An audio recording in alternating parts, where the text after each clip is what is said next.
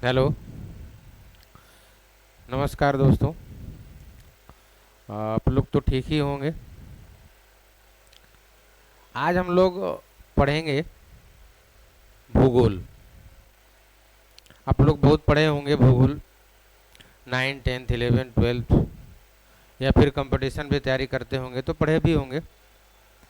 आज हम लोग उसी कड़ी में भूगोल पढ़ेंगे। इससे पहले मैं इकोनॉमिक्स का पहला क्लास लिया था और आज जो है ये दूसरा है, लेकिन ये ज्योग्राफी का है।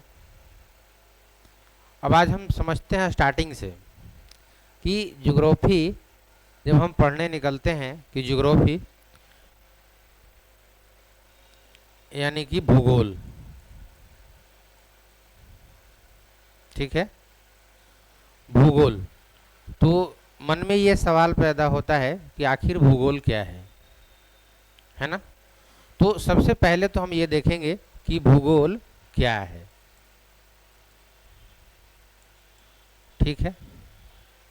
अगर भूगोल क्या है, अगर ये समझ लिए तो इसके बारे में हमको ये भी पता चलना चाहिए कि भूगोल में क्या क्या हमें पढ़ना है।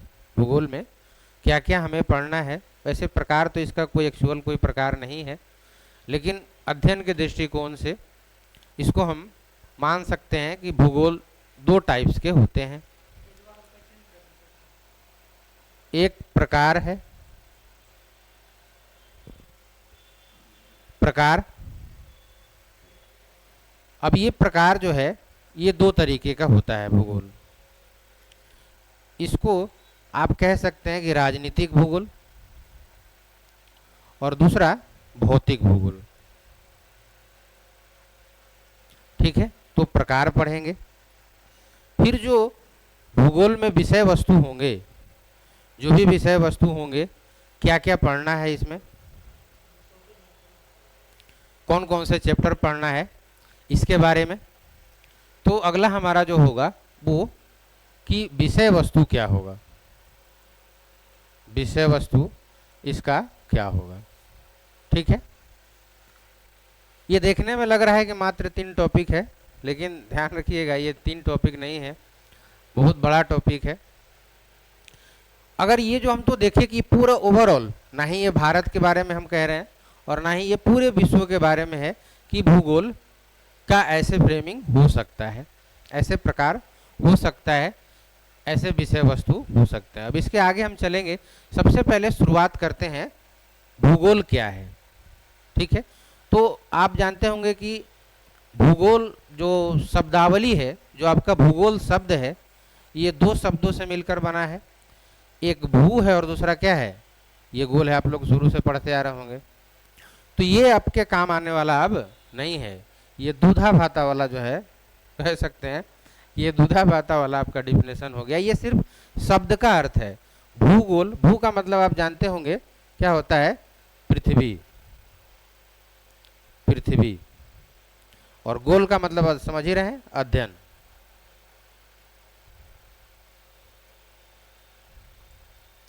यानी कि पृथ्वी और उससे संबंधित जो अध्ययन किया जाता है वो क्या कहलाता है, भूगोल कहलाता है। लेकिन सिर्फ इसका इतना ही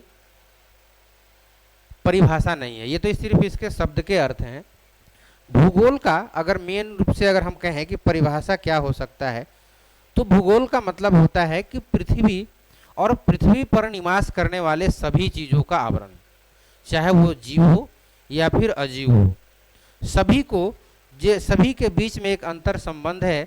और इन्हीं अंतर संबंधों का जब अध्ययन किया जाता है तो इन्हें क्या कहा जाता है, भूगोल कहा जाता है। समझ में आ गया होगा।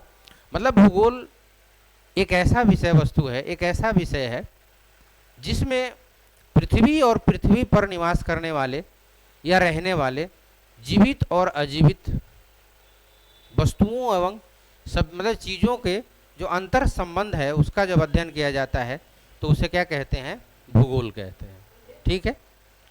अब अगर यहाँ पे सवाल आ रहा है कि आखिर पृथ्वी या उसके अध्ययन, तो हमारा अगला कड़ी ये होना चाहिए कि आखिर पृथ्वी आया कैसे। अगर पृथ्वी के बारे में हमको पढ़ना होगा, भूगोल का मतलब है हमको पृथ्वी के बारे में पढ़ना है, तो ये भी सवाल उठता है कि पृथ्वी से, पृथ्वी स्पेशल तो आ नहीं गया, पृथ्वी से पहले भी ब्रह्मांड रहा होगा, क्योंकि पृथ्वी किसका हिस्सा है, सोलर फैमिली का है, और सोलर फैमिली किसका है, यूनिवर्स का है, कॉस्मोस का है, ठीक है, कॉस्मोस का।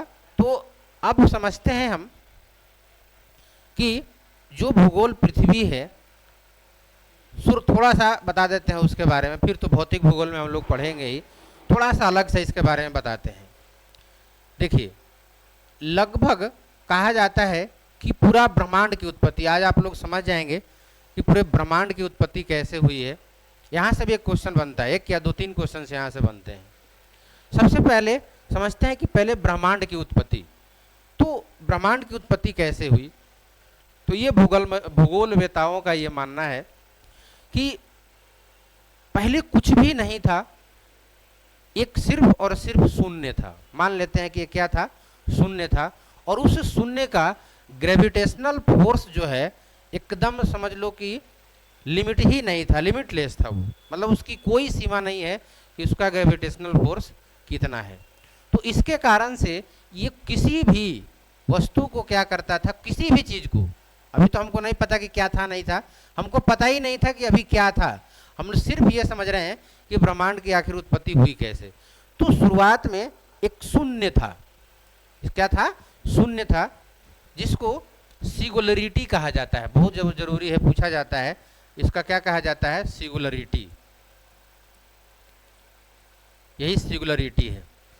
ये जो सिंगुलरिटी है जो एकदम शून्य था, और उसका ग्रेविटेशनल फोर्स जो था असीमित था, और यानी कि सभी जितने आसपास के चीजें थी, कहा जाता है कि हर चीजों को अपनी ओर क्या कर लेता था, वो सिमट लेता था। अभी हम लोग को ये भी नहीं पता कि चीजें थी या नहीं थी, लेकिन हम जैसे भूगोलवेताओं के द्वारा माना गया है कि हर चीजों को क्या है, अपनी ओर ये खींच लेता था। अब ये इतना खींच लिया, इतना खींच लिया कि इसका जो है घनत्व तो बहुत ज्यादा बढ़ गया। घनत्व तो क्या हो गया, बहुत ज्यादा हो गया, मतलब बहुत ज्यादा हो गया। अगर जैसे ही घनत्व ज्यादा होता है, इसका मतलब ये है कि इनके जो इंटर वाले, मतलब जिसको आप आंतरिक अणु कण कण कह सकते हैं, आंतरिक कण, इनके आपस में बीच में क्या होगा, रगड़ होगा।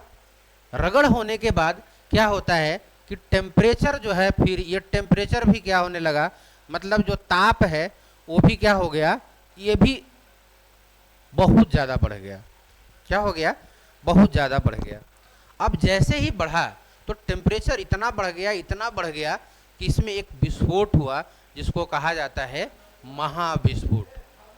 ठीक है, इसके बाद क्या हुआ, एक महाविस्फोट। महाविस्फोट, और इसको जो है कहा जाता है बिग बैंग थ्योरी। क्या कहा जाता है, big bang theory. Big bang जो थ्योरी था, किनके द्वारा दिया गया है, लेमेंटर के द्वारा। बिग बैंग थ्योरी किनके द्वारा दिया गया है, लेमेंटर के, जॉर्ज लेमेंटर के द्वारा दिया गया है।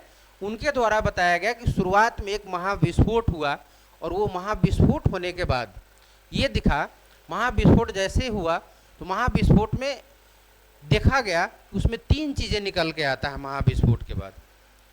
यानी कि फिर से वापस एक सेकंड के लिए हम बैक जाते हैं।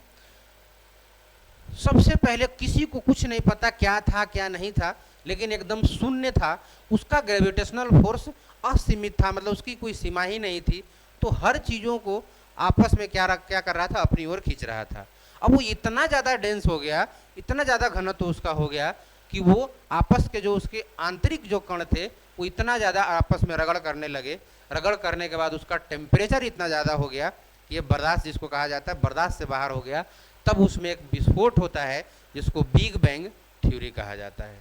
तो यहाँ से एक क्वेश्चन पूछा जाता है कि बिग बैंग थ्योरी किनके द्वारा दिया गया, तो किनके द्वारा दिया गया, लेमेंटर के द्वारा दिया गया। बिग बैंग थ्योरी किनके द्वारा दिया गया था, लेमेंटर के द्वारा दिया गया था। और लेमेंटर के द्वारा दिया गया, फिर इसको बाद में प्रूफ करते हैं, जब आते हैं वेगनर इसको स्पष्ट करते हैं, और फिर डॉपलर इफेक्ट के अनुसार इसको प्रमाणित किया जाता है। हम लोग पढ़ेंगे, जब भौतिक भूगोल पढ़ेंगे तब। हम सिर्फ पृथ्वी पर आ रहे हैं, भूगोल हम पढ़ ही रहे हैं, तो थोड़ा सा वापस बढ़िया से पढ़ते हैं।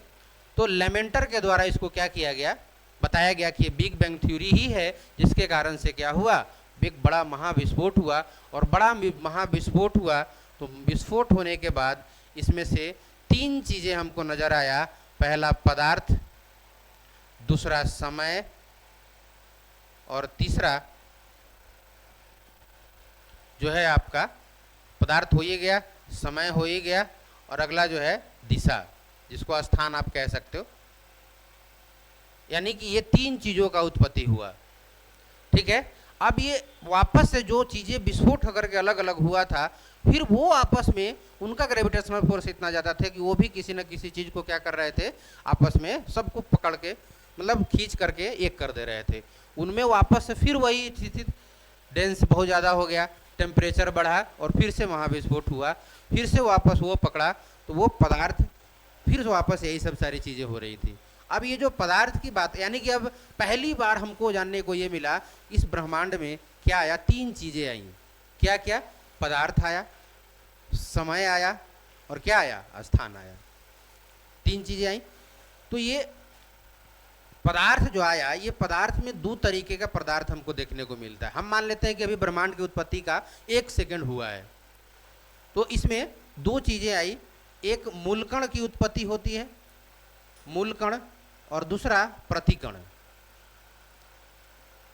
मूलकण और प्रतिकण की उत्पत्ति होती है, यानी दो चीजों का उत्पत्ति हुआ। अब ये जो मूलकण प्रतिकण का मतलब आप समझ सकते हो, जैसे इलेक्ट्रॉन का नाम सुने होंगे आप लोग, प्रोटॉन का नाम सुने होंगे, न्यूट्रॉन का नाम सुने होंगे, मेसॉन का नाम सुने होंगे, पॉजिट्रॉन का नाम सुने होंगे, फोटॉन का नाम सुने होंगे। ये सभी जो था, इन सभी की उत्पत्ति होती है। अब ये सभी चीज़ें मिल करके क्या बनाते हैं, सभी चीज़ें मिल करके क्या बनाते हैं, परमाणु बनाते हैं। क्या बनाते हैं? परमाणु बनाते हैं। अब ये बहुत सारे परमाणु मिल करके क्या बनाते हैं, अणु बनाते हैं। क्या बनाते हैं? अणु।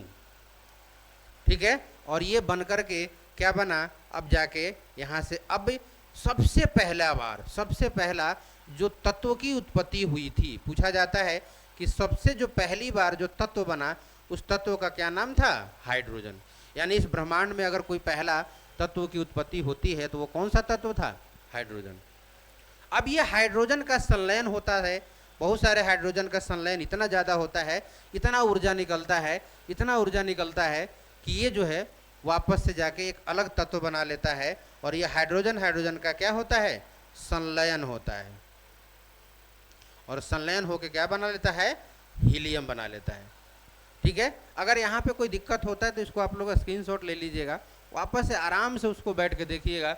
जितना आप आसान समझ रहे हैं इतना ही आसान है नहीं, आपको सिर्फ आसान शब्दों में समझाने का प्रयास किया जा रहा है, और आसानी से मेरे ख्याल से आपको समझ में आ ही गया होगा। अब समझ में आ गया कि ब्रह्मांड की उत्पत्ति कैसे हुई।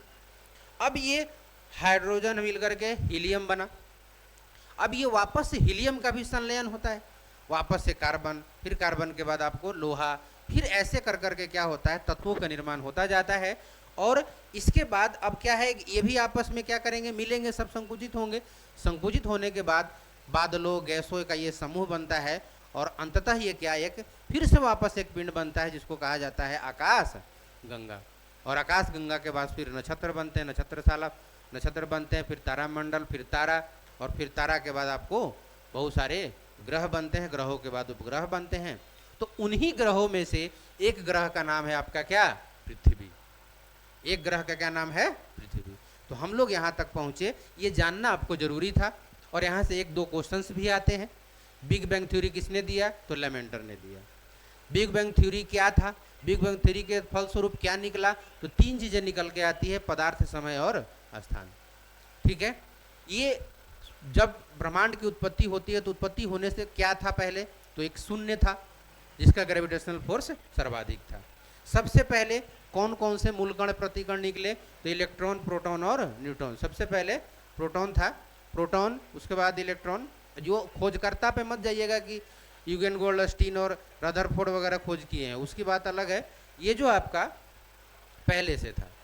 अब ये क्या है, ये सभी मिलकर के परमाणु, अणु, तत्व जो बनाते हैं, यानी कि पहले हमारे पृथ्वी पर जो पहला तत्व बन करके आया वो कौन है, हाइड्रोजन। अब ये वापस से फिर ये सबका प्रक्रिया आगे बढ़ता जाएगा, और हम बताए अभी कि आकाश गंगा बनेगा, फिर तारामंडल बनेगा, फिर तारा बनेगा, फिर उसके बाद तारा बनेगा, तारा के बाद ग्रहों की उत्पत्ति होगी, ग्रहों के बाद आपके उपग्रह वगैरह जितने भी खगोलीय पिंड है, ये सब चीज का निर्माण होता है। उसी में से एक का नाम था पृथ्वी। तो पृथ्वी से ही संबंधित का जो अध्ययन किया जाता है उसे ही क्या कहा जाता है, भूगोल। तो हमको अब पृथ्वी से संबंधित समझना है। ठीक है, तो एक बार थोड़ा सा और हम इसको भी पीछे लेके चलेंगे, हड़बड़ाना नहीं है, बहुत ज़बरदस्त तरीके से समझना जरूरी है। और इसलिए समझना जरूरी है क्योंकि आप लाख पढ़ लो कि जो है भारत का ये जो है भारत का सबसे ऊंचा झील कौन है, सबसे ऊंचा पर्वत कौन है, ये सब सारी चीज़ें तो पढ़ लेंगे, लेकिन अगर ये सब चीज़ें अब यहाँ से क्वेश्चन उठाना शुरू कर दिया है। पहले जो है परंपरागत तरीके से क्वेश्चन लिए जाते थे, अब क्या है ना, क्वेश्चन ठीक ठाक पूछा जा रहा है। ठीक ठाक का मतलब कि बहुत कठिन नहीं, बहुत आसान ही है, लेकिन आदमी उसको निकाल ही नहीं पाता। तो उसको निकालने का हम लोग प्रयास करेंगे तो समझेंगे उसको हम लोग। तो पृथ्वी तक हम लोग समझ लिए। फिर से जब हम पृथ्वी का स्पेशल, हम अभी बताया मैं कि जब भौतिक भूगोल पढ़ेंगे हम लोग तब उसके बारे में हम लोग सब देखेंगे। फिलहाल हम लोग पृथ्वी तक आते हैं और अब आते हैं पृथ्वी। तो जो पृथ्वी था, एक स्टेप और फिर से वापस देखते हैं। अब आते हैं हम लोग कि पृथ्वी, तो जब पृथ्वी की उत्पत्ति होती है, ध्यान दीजिएगा, सबसे पहले हम मान लेते हैं कि ये पृथ्वी की आपकी उत्पत्ति हो गई, पृथ्वी की उत्पत्ति हो गई। अब ये जब पृथ्वी की उत्पत्ति हो जाती है तो ये लगभग मान के चलते हैं ये 225 अरब बीसी, यानी कि 225 अरब बीसी की कहानी ये है कि ये जो आपका पृथ्वी है इसमें दो ही पार्ट था, एक था जल भाग और एक था स्थल भाग। तो हम मान के चलते हैं कि कहीं कहीं पर क्या था, जल वाला भाग था, ये जो पृथ्वी लिखे हैं ये मान के चलते हैं कि स्थल भाग है। ठीक है, तो जो स्थल वाला भाग था, जो स्थल वाला भाग था उसको क्या कहा जाता था, पैंजिया कहा जाता था। ध्यान दीजिएगा, बहुत ज़बरदस्त, ये बहुत ज़रूरी है कि पूछा जाता है कि स्थलों के समूह को पृथ्वी पर क्या कहा जाता था, तो पैंजिया कहा जाता था। अब अगर हम पैंजिया समझे, हम कह रहे हैं कि स्थलों का ये ग्रुप है, स्थलों का ये समूह है, तो हम ये कह सकते हैं कि पैंजिया क्या है, महाद्वीपों का समूह है।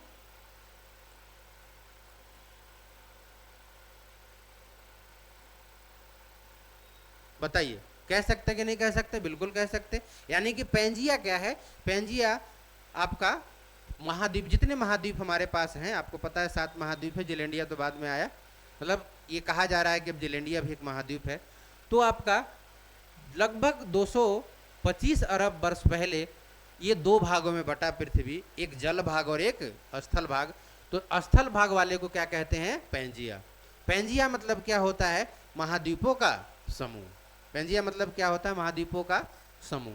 अब आते हैं कि जो जल वाला भाग है, जो जल वाला भाग है उसको हम मोटे तौर पे ग्रुपिंग को क्या कहते हैं, उसको कहा जाता है पैंथालासा। पैंथालासा, पैंथालासा, यानी कि जब महाद्वीपों का समूह को पैंजिया कहते हैं, तो अब यहाँ पे ये जलों का समूह है, इसका मतलब कि महासागरों का समूह है। देखिए यहाँ से क्वेश्चन बन चुका है, अब यहाँ पे आदमी ध्यान नहीं देता। तो महासागरों के समूह को क्या कहा जाता है, पैंथालासा, और महाद्वीपों के समूह को क्या कहा जाता है, पैंजिया। मतलब स्थल के पृथ्वी के दो भाग, एक जल भाग और एक स्थल भाग। तो स्थल भाग वाले को पैंजिया कहते हैं और जल भाग वाले को पैंथालासा कहते हैं। ये कहानी कब की है, लगभग 200, याद है, मैं बार बार कह रहा हूँ लगभग, एक्यूरेट किसी को पता नहीं, लगभग ये तय है कि इतने के आसपास कुछ हुआ होगा। तो 225 अरब वर्ष पहले की ये कहानी है। अब ये जो पैंजिया था वापस फिर से लगभग 150 बीसी पहले, 150 अरब बीसी पहले, इसको हम आगे लेते हैं।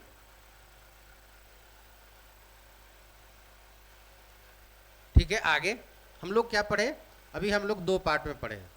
एक जो है स्थल वाला भाग था और ये जो है आपका जल वाला भाग। तो स्थल वाले को क्या कह रहे थे, पैंजिया, और जल वाले को क्या कह रहे थे, पैंथालासा। ठीक है, अब लगभग 150 अरब वर्ष पहले, 150 अरब वर्ष पहले, यानी कि 150 अरब बीसी में क्या हुआ कि ये पैंजिया फिर से ये दो भागों में बंट जाता है, दो भागों में बैठ जाता है। जो उत्तर वाला हुआ और जो दक्षिण भाग में, ये दो भागों में बट गया। तो उत्तर वाले को कहा गया कि वो अंगारा लैंड है, नाम दिया गया उसका अंगारा लैंड, और जो दक्षिण वाला भाग है उसको बोला गया गोंडवाना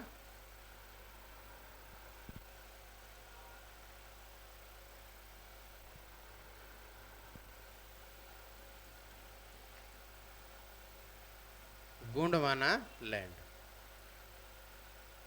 ठीक है, तो फिर से पैंजिया दो भागों में बट गया, अंगारा लैंड और गोंडवाना लैंड। अब ये लगभग 150 की कहानी है, 150 अरब वर्ष पहले। फिर से क्या होता है कि लगभग ये 100 अरब वर्ष पहले, 100 अरब बीसी में क्या हुआ, ये जो आपका अंगारा लैंड था, अंगारा लैंड जो आपका अंगारा लैंड था वो फिर से बट गया, अंगारा लैंड फिर से बट गया। और इस अंगारा लैंड का भाग आप समझ रहे हैं। अब आज जो आप देख रहे हैं कि उत्तर में कौन कौन सा दिखाई दे रहा होगा आपको, उत्तरी अमेरिका दिखाई दे रहा होगा, उत्तरी अमेरिका दिखाई दे रहा होगा, फिर आपको यूरोप दिखाई दे रहा होगा, फिर आपको मोटे तौर पे फिर आपको एशिया दिखाई दे रहा होगा। ठीक है, और उत्तरी अफ्रीका, ये आपका क्या है कि अंगारा लैंड के इतने भाग हुए लगभग 100 अरब वर्ष पहले। यही बात इसी समय लगभग जो है, क्योंकि ये जो अंगारा लैंड गोंडवाना लैंड हुआ, यही बीच में क्यों बटा था, बीच में कहा जाता है कि ये क्या था, यही टेथीस सागर है, ध्यान दीजिएगा, यही टेथीस सागर है। और कहा जाता है कि जब टेथीस सागर, यही टेथीस सागर के में से ही कहा जाता है, पहले ये टेथीस सागर था, यहाँ पे बाद में आके हिमालय का पर्वतमाला की उत्पत्ति होती है। तो वो बाद में है, आगे चलेंगे तब देखेंगे। फिलहाल अंगारा लैंड बट गया। पूछा जाता है कि उत्तरी अमेरिका किसका हिस्सा है, अंगारा लैंड गोंडवाना लैंड का, अंगारा लैंड। यूरोप किसका हिस्सा है, अंगारा लैंड। एशिया किसका हिस्सा है, अंगारा लैंड। उत्तरी अफ्रीका किसका हिस्सा है, अंगारा लैंड। ठीक है, अब वापस से फिर से 100 अरब वर्ष पहले ही, इसी समय 100 अरब बीसी में ही जो गोंडवाना लैंड था, जो गोंडवाना लैंड था, ये भी जो है बट गया कई भागों में भाई। एक आप अभी जिसको कहा जाता है दक्षिणी अमेरिका, दक्षिणी अमेरिका, दूसरा आपको अफ्रीका, लगभग लगभग पूरा अफ्रीका, लेकिन उत्तर वाले जो है हिस्सा उसका भाग है, तो अफ्रीका हो गया। फिर आपको दिखाई दे रहा होगा ऑस्ट्रेलिया, और फिर आपका अंटार्कटिका, अंटार्कटिका महाद्वीप। तो हमारे पास आपको पता है कि 7 गो महाद्वीप है, तो 3 महाद्वीप जो है अंगारा लैंड का हिस्सा है उत्तर में, और 3 महाद्वीप जो है, 4 महाद्वीप आपको यहाँ पर दिखाई दे रहा है दक्षिण में है गोंडवाना लैंड का। एक चीज यहाँ पर आपको नोट करने की जरूरत ये है कि पूछा जाता है कि भारत किसका हिस्सा है, अंगारा लैंड का कि गोंडवाना लैंड का। आंख बंद करके आदमी मार देगा कि जो भारत है वो क्या है, अंगारा लैंड का हिस्सा है। क्यों? क्योंकि भारत एशिया का भाग है और एशिया जो है अंगारा लैंड का है। तो नोट करके ध्यान रखिएगा कि भारत जो है वो किसका हिस्सा है, गोंडवाना लैंड का हिस्सा है। विशेष करके जो प्रायद्वीपीय भारत है, वो जो प्रायद्वीपीय भारत है उसकी बात है। ठीक है, तो ये हमारा हुआ क्लियर कि कैसे ये सब बंटवारा हुआ। अब फिर जाके समय समय पे ये फिर से वापस से बंटवारा होगा। तो अभी हम लोग पूरे महाद्वीप का बंटवारा कर लिए। तो पहला हमारा भूगोल क्या था, इसके बारे में हम लोग समझ गए। अब एक चीज और यहाँ पर क्या में समझने की जरूरत ये है कि आखिर पृथ्वी की आकृति कैसी है। आप लोग गेस करके बताइएगा कमेंट में, पृथ्वी की आकृति कैसी है। कुछ लोग कहता है कि अंडाकार के है, कुछ लोग कहता है कि सेव के आकार के है, कुछ लोग कहता है कि अनार के आकार का है। तो सब लोगों का अपना अपना थेसिस था, लेकिन जब से भूगोलवेताओं ने इसको क्लियर कर दिया तब से इसका जो एक्यूरेट आंसर होगा वो उसको कहा जाता है ज्वाइड शेप, कहा जाता है ज्वाइड शेप, ज्वाइड शेप। बहुत पूछा जाता है कि पृथ्वी का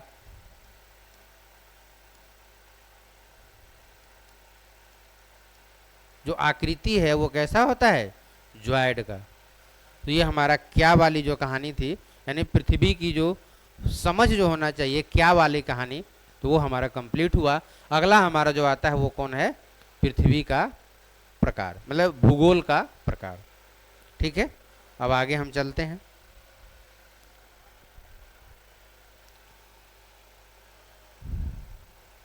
भूगोल, भूगोल का प्रकार हम लोग समझते हैं।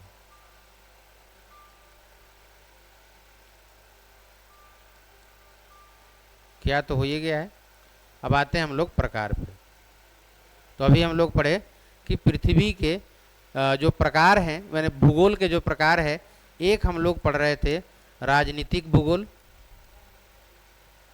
और दूसरा है आपका भौतिक भूगोल। मुख्य तौर पर ऐसा नहीं है कि सिर्फ यही है भौतिक भूगोल, वैसे इसका बंटवारा बहुत तरीके से किया जाता है। अब राजनीतिक भूगोल का मतलब, इसमें हमको पूरे भूगोल में सिर्फ हमको ये पढ़ने को मिलेगा कि कौन कौन से महादेश हैं, उस महादेश में देश कौन कौन से हैं, कौन शहर है, कौन राज्य है, मतलब इन सब के बारे में जब अध्ययन किया जाता है तब उसको क्या कहलाएगा, वो राजनीतिक भूगोल कहलाएगा। और जब हम लोग पर्वत पठार, नदी नाला, झील, नदियाँ, इन सब के बारे में जब हम पढ़ेंगे तो वो क्या कहलाएगा, भौतिक भूगोल। तो आखिर राजनीतिक भूगोल में हम लोग क्या क्या पढ़ेंगे, तो राजनीतिक भूगोल में, राजनीतिक भूगोल में हम लोग इसको दो पार्ट में बांट के पढ़ेंगे।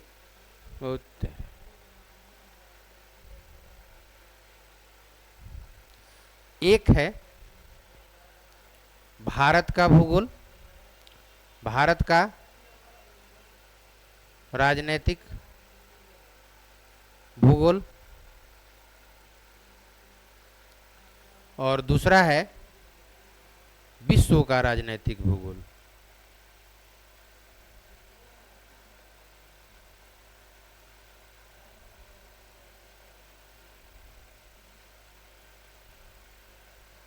ठीक है, एक है भारत का राजनीतिक भूगोल और दूसरा है विश्व का राजनीतिक भूगोल।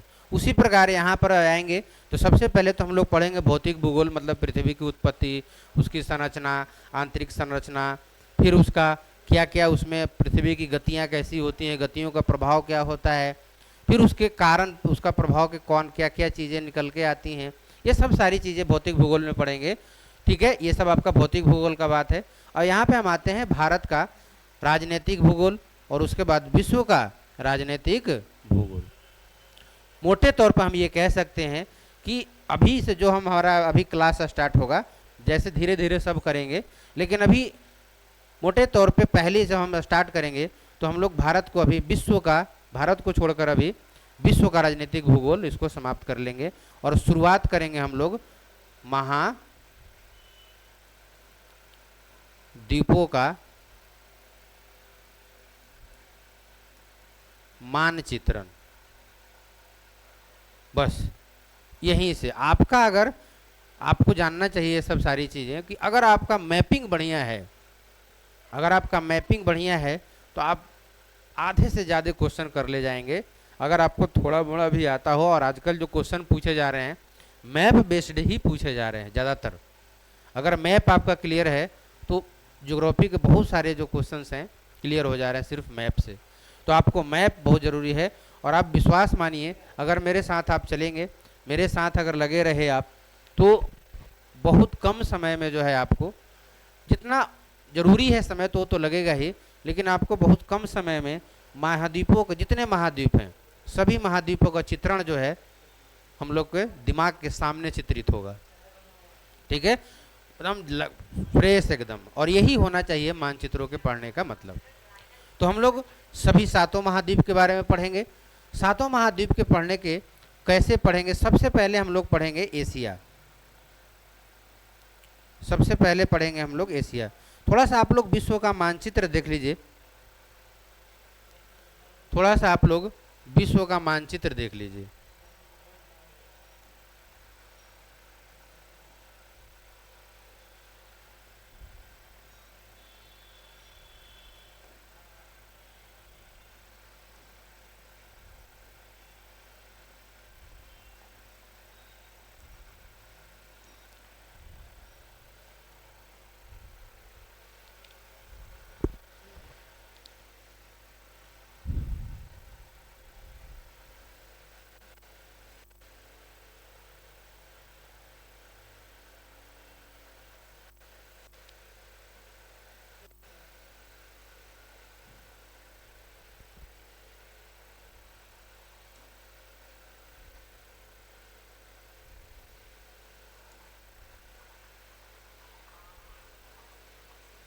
ये ब्लर आ रहा है हो।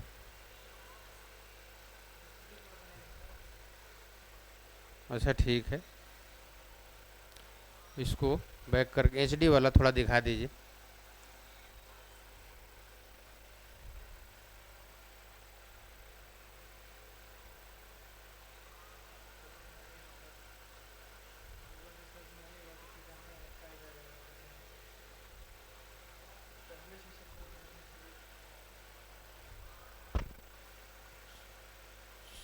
चलिए,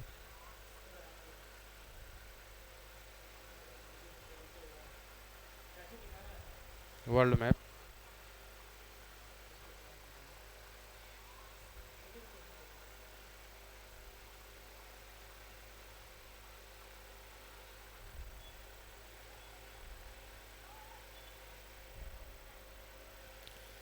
देख लेना ज़रूरी है, वैसे तो हम बताएंगे ही, खुद से ड्रॉ करके बता देंगे, लेकिन थोड़ा सा आप लोग अगर देख लेंगे तो ज़्यादा बेहतर होगा। जो पढ़े हैं उनके लिए कोई दिक्कत नहीं, उनको पता है कि कौन कहाँ कहाँ पे है, लेकिन जो नहीं पढ़े हैं उनकी बात अगर हम करें तो उनको जानना ज़रूरी है। थोड़ा विलम्ब सही, लेकिन ठीक ठाक से हो जाए चीज़ें, ये ज़्यादा महत्वपूर्ण है। हाँ, चीज़ें ज़्यादा बेहतर है। चलिए, हो गया।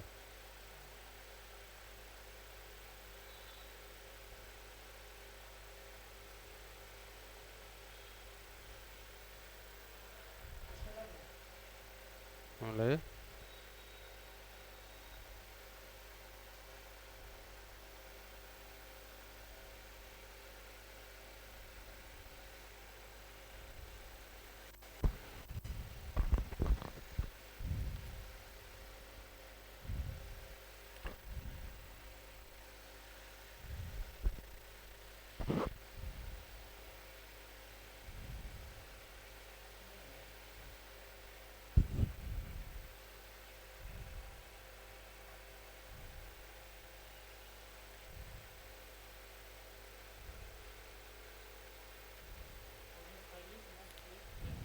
छोड़ दीजिए।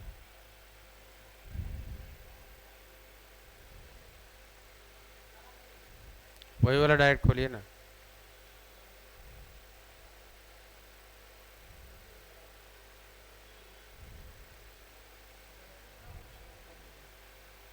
उसी को खोलिए जहाँ था।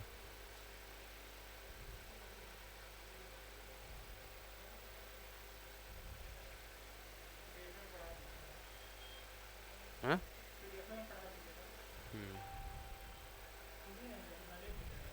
चलिए छोड़िए, जहाँ था वहीं छोड़िए। हाँ, छोड़ दीजिए, इसी को हम वो कर लेते हैं।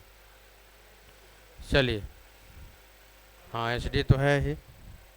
ये मान लेते हैं कि ये आपका ये वर्ल्ड मैप है, मतलब अभी जो सातों महाद्वीप देखे हम लोग, तो ये सातों महाद्वीप है। अब इन सातों महाद्वीप का देखिए, ये लोकेशन अगर आप देखिएगा तो ये जो दिखाई दे रहा है, ये जो आपको दिखाई दे रहा है, ये क्या है आपका उत्तरी अमेरिका जिसको कहा जाता है। अब बताइए कि ये 0 डिग्री आपका अगर है तो इस 0 डिग्री के ऊपर में क्या कहलाता है, उत्तर कहलाता है, और नीचे में क्या कहलाता है, दक्षिण कहलाता है। ठीक है, ये कहलाता है आपका, ये आपका क्या है, यहाँ से लेकर के ये आपका उत्तरी अमेरिका है, ये आपका दक्षिणी अमेरिका है, मतलब ये गोंडवाना लैंड का हिस्सा है, ये अंगारा लैंड का हिस्सा है। वापस से अगर ये देखें तो ये आपका पूरा यूरोप, ये पूरा आपका एशिया, ये आपका उत्तर में है, मतलब ये भी अंगारा लैंड का हिस्सा है। ये अगर अफ्रीका की बात करें तो ये आपका दक्षिण में है, मतलब ये क्या है, गोंडवाना लैंड का हिस्सा है। ये आपका क्या है, ये आपका दक्षिण में है, मतलब ये क्या है, गोंडवाना लैंड का हिस्सा है। लेकिन मैं अभी आपको एक अपवाद बताया कि जो भारत है वो किसका हिस्सा है, गोंडवाना लैंड का ये हिस्सा है। तो एक एक करके हम लोग शुरू करेंगे। सबसे पहले यहाँ से शुरू करते हैं, दाहिने तरफ से, अपने दाहिने हाथ से, शुभ आप समझ सकते हैं उस तरीके से भी।